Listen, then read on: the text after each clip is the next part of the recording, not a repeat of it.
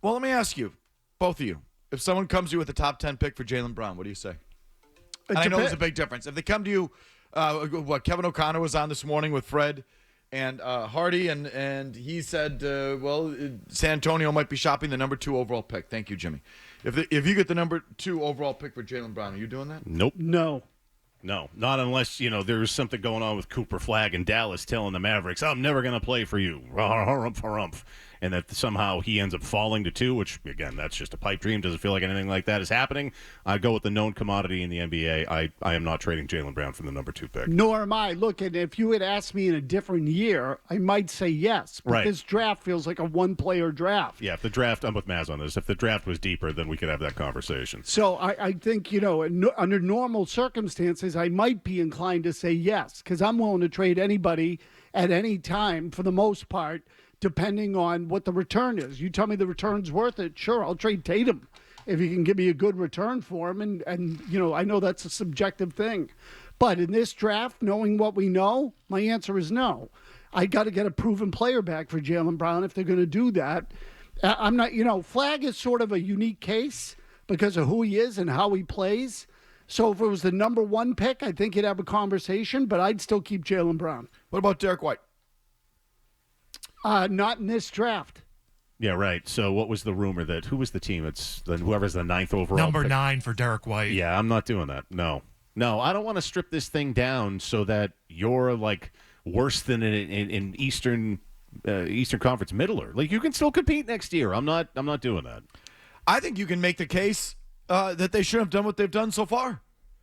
I was off yesterday, and so I guess I'm not totally tuned in to the overall vibe with Celtics fans and how they're feeling about this. But my general sense is that they're kind of okay with what the team has done so far. If not kind of okay, like I even hear some like excitement about it. Some sort of cheerleading for Brad Stevens, like he's done some sort of miracle. Jay says he's done like a miracle here. Please. I've gotten that a couple different times. Gary Washburn, I think, used the word miracle in his column. We have some Bill Simmons sound where he talked about it was miraculous how he was able to get out of these contracts. So I'm not sure. Maybe it's just the condition of what it is in Greenland. It's just this. I'm envious. Just this perpetual, overly optimistic outlook. I also think people they've accepted the economics of the NBA, which suck. I hate that it's turned into this. But is it really the economics of the NBA, Jim? Then what? Is it really the penalties and the tax, or is it just a new ownership group that doesn't want to pay money? Well, it might be that. I mean, here's the deal: they saved around $200 million in luxury tax bills, right? Yeah, it's a big chunk of money. Sure is. You understand those taxes aren't due till the end of the year. In other words, those taxes hit when the 2025-26 roster is established. We think that's the trade deadline. So you could carry Kristaps Porzingis, Drew Holiday, Derek White, Jaylen Brown, the whole team into the season and not be responsible for those taxes or even be considered an apron team, I think, right, or a repeater team until I think the trade deadline. Okay. So, but then you'd have to trade him at that point if you want to get under the apron. What if you're the best team in the East at that point? Okay, so right. I understand what you're saying. And now I would tell you that. You don't have to trade him. The point is you could play the whole thing out. Sure. Who's a better player? I mean, I don't know why I'm asking this because I don't know how Celtics fans feel. They feel Drew Holiday is a vastly superior winning basketball player than the kid they just got from Portland. Anthony Simons. Right? I know. I've listened to Celtics fans the last several years. Yes. On Drew Holiday. And they're right. And this Simons apparently can't play a lick of defense. Horrendous on defense. Drew Holiday is a tremendous all-around basketball player. He's a winner. Winning player, a perfect guy to have on a winning team. He's the guy. You're right. You've been telling me this for years. You're right. 100%. Why would you get worse until you have to pay the bill? You could go into the season. We have all those injuries across the Eastern Conference. It's wide open. It's a lousy conference. What's to say a fully loaded Celtics team with Jaylen Brown, Kristaps Porzingis, Drew Holiday, Derek White, Sam Hauser, they'll bring them all back. That's not still a top 3 team in the East. I think they are. And then Tatum comes back in March. You're the favorite. Like, why? I feel like some Celtics fans, all Celtics fans, I don't know. Maybe you can tell me. 617 779-0985 have just accepted and given up on that path. Why? Well, I mean, you know the answer to that. Because of the taxes. Well, they've been told, but the taxes aren't due again. It's not the tax. The taxes aren't due till the end of the year. So the taxes, they've saved $200 and whatever million in taxes if they played the year out with those guys. If they trade them before the trade deadline, you're not due those taxes. Well, but look, again, you might know more about it than I do. But if a guy spends just that fact. Okay, but if a guy spends part of a season with you, that counts toward your payroll. Not that I think the tax doesn't declare until the trade deadline. Okay. So again, then they because they probably were afraid of getting hung up with the money, and they didn't want to get pinched into that corner. Is it possible they don't want to play the real dollars, never mind the tax dollars? Sure, it's possible. Yes, they're not just trying to save hundreds of millions of dollars, which again is not due for a while. They want to save millions of dollars, tens of millions of dollars. Correct. They don't want to pay the salaries. Is a first indication of how they're going to be run financially. I mean, I don't know. These have not been good days. You're the most talented team in the league. You should have been the next dynasty in the league. You've got the best roster in the league. And you're dismantling it because your owner doesn't want to play money. Like, I would consider that a bad day if that were my team. Not with Celtics fans. Yeah, but again, everyone expected this to happen. Porzingis also sucked last year, and Drew Holiday, while I do like him, did take a step back offensively. He was kind of hurt. So, I mean, this wasn't a surprise. See, I'm not. Well, I've heard nothing but support for Drew Holiday for 2 years, and justifiably so. Okay, but see, I don't. Most fans tell me that Kristaps Porzingis was essential to their championship. Well, that was nuts. I mean, I disagree with you, but that's the way most fans feel.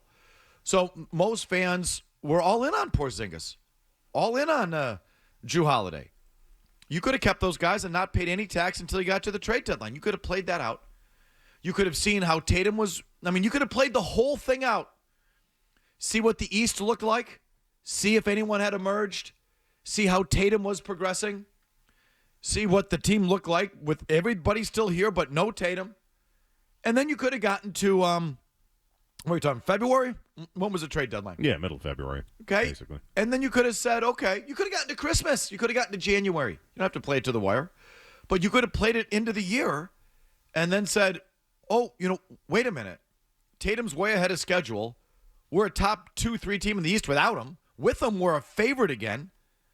And then you keep it together, and Gary Washburn wrote that the Celtics would have kept these guys together. That is such a lie, but go ahead. So you read that line in the Yes. column. Listen, Yes. Gary Washburn is, I think, the best guy we got on the Celtics. I love Gary, but that's not coming from him. I'm not blaming Gary for writing it. I'm saying that the Celtics are lying to him.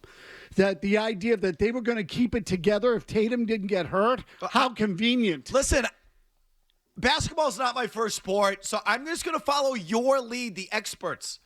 Celtics fans, what Drew Holiday is as a player, what you believe Kristaps Porzingis is as a player, that they would have kept these guys together had they been winning. So I'm just following your lead. Why didn't they just play it out and then see what the landscape looked like after the new year? Then you could have made your moves. Then you could have gotten under the tax.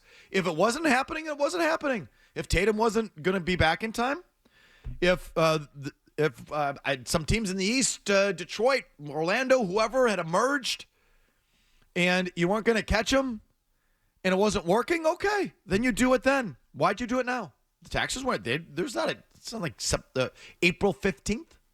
The taxes aren't due now. So why'd they do it now?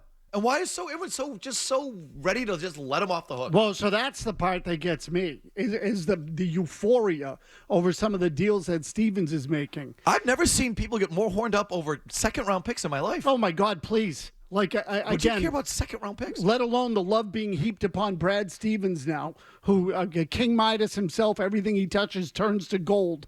It is driving me absolutely crazy. Seriously, through the freaking ceiling.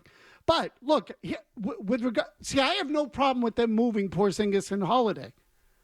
I personally have no problem with it because we knew it was coming. I mean, you yourself said there was no way they were going to keep it together. Absolutely. I was not aware that it was a thing that you could carry into the year. Okay, I didn't know that either. but I'm also not surprised that this thing was taken apart the way it's been taken apart. But the response to some of these moves, that Holiday deal, you wouldn't believe. They were ready to build statues for Brad Stevens yesterday. John Goodman sounds like Jeff Goodman sounds like John Goodman. Jeff Goodman sounds like he wants to marry Stevens. And I love Jeff Goodman. I think he's tremendous at what he does. But holy crap. Ridiculous. Washburn, Stevens miraculously made 2 deals in less than 24 hours to get under the salary cap second apron to avoid all those unwanted restrictions. Again, those don't hit, I think, until you play out the year. It was a miracle. So I don't know how that's miraculous. It was a Christmas miracle. I got Bill Simmons saying the same thing. Like, this is all okay. I envy Celtics fans that they just live in this perpetual state of, yeah, we got this. Here it comes. Banner 18. Let's go. Like, they just dismantled the team that was supposed to rack up 3-4 championships before they had to. They didn't have to do this. Now, listen, I'll say this too, that those luxury taxes are real. And I don't begrudge them from getting out of the taxes. Now, they could have taken it farther into the year. But let's just keep it real. That's what this is about. It's about the money. It's not about the fact that their first-round pick is frozen 7 years from now.